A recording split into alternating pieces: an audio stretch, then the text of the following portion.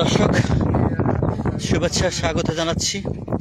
যুক্ত হয়েছি কক্সবাজার জেলার পেকুয়া উপজেলার মগনামা ইউনিয়ন থেকে। দর্শক আমি এখন যে জায়গায় অবস্থান করছি সেটা হচ্ছে মগনামা ঘাট এলাকায়। আপনারা জানেন বঙ্গোপসাগরে সৃষ্ট ঘূর্ণিঝড় রেমাল প্রভাবে সাগর উত্তাল হয়েছে। ৯ নম্বর মহাবিপদ সংকেত জারি করেছে আবহাওয়া অধিদপ্তর।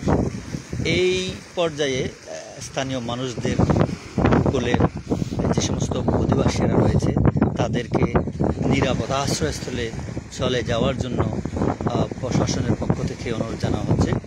যেই বিষয়টি আপনাদের কাছে আমি উপস্থাপন করতে যাচ্ছি এটি হচ্ছে মগনামা ইউনিয়নের বঙ্গোপসাগরের কুতুবদিয়া চ্যানেল। এই যে কুতুবদিয়া চ্যানেলের একেবারে বঙ্গোপসাগরের যে কুতুবদিয়া চ্যানেলের একদম সাগরের পাশ ঘেঁষে যে সমস্ত এই চুক্তিগড়গুলো রয়েছে, এখানে স্থানীয়রা, এখানে যারা সাগরের উপর নির্ভরশীল জেলেরা তারা এখানে বসবাস করে। কিন্তু আমি লক্ষ্য করে দেখছি যে এখানে বাচ্চা, বয়স্ক, শিশুটা সহ এখনও তারা তাদের ঘরে অবস্থান করছে, কিন্তু তারা আশ্রয় কেন্দ্রে যাচ্ছে না। আমি এইরকম একটি পরিবারকে এখন দেখতে পাচ্ছি যারা এখনও তাদের কার্যক্রম চালিয়ে যাচ্ছে। যেমন তাদের পেশা মাছ ধরা, সাগর থেকে তাদের যারা আছে তারা মাছ ধরে তাদের জীবিকা নির্বাহ করে। এখানে ছোট বাচ্চাকে দেখতে পাচ্ছি।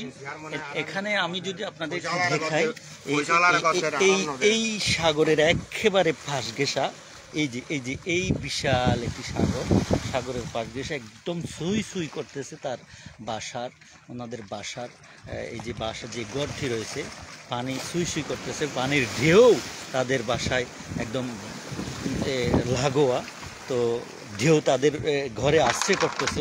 এই অবস্থায় এখনও তারা ছোট বাচ্চা এবং শিশুদের নিয়ে, বয়স্কদের নিয়ে এখনও তাদের পরিবার এখনও তাদের এখানে অবস্থান করছে। প্রশাসন থেকে বলা হচ্ছে যে তাদেরকে নিরাপদ আশ্রয়স্থলে। আচ্ছা, এই যে আপনি তো একদম সাগরের পাশ ঘেঁষা আপনার বাসাটি, এখনো কেন আপনারা, যেহেতু ৯ নম্বর মহাবিপদ সংকেত রয়েছে, আপনারা কেন এখনো আশ্রয়স্থলে যাচ্ছেন না? আমরা কোথায় যাবো? আমরা তো জায়গা নাই, কিছু নাই, এখানে অল্প সম্ভব তাদের দুঃখ কষ্ট করি। এখন তো মহাবিপদ সংকেত, এই যে কোনো সময়ে এখানে জলোচ্ছ্বাস হতে পারে এবং বাতাস জোড়ো হাওয়া হতে পারে। ৯ নম্বর সংকেত, আপনারা কেন এখনো এই আশ্রয়স্থলে যাচ্ছেন না? কোথায় যাবো? এখানে মরে যাবো, কি করবো? এটা একটা ঝুঁকি না? যেমন এই যে বাচ্চারা রয়েছে এখানে বয়স্ক মহিলারা রয়েছে। মালিক আল্লাহ যা করে তা, আমরা কি করবো? আল্লাহ বাঁচালে মারিলে মারি, কি করবো? আমরা তো অন্য কোনো জায়গায় না থাকায় উনি এখনো এখানে। দর্শক আমি চাচি এখনো নজঙ্গ কিয়া নজাইবেন, ওনার তো বেশি রিস্ক। এই মুহূর্তে যদি ওনারা যদি এই অবস্থানত থাকেন, একদম সাগরের পাশে যে ছোট বাচ্চা আছে, ওনারা এখনো বাড়ির তাগি অঙ্গুই যে এখনো টাইমের মাঝে তুয়ান উঠিত পারে, ওনার নজঙ্গ কিয়া।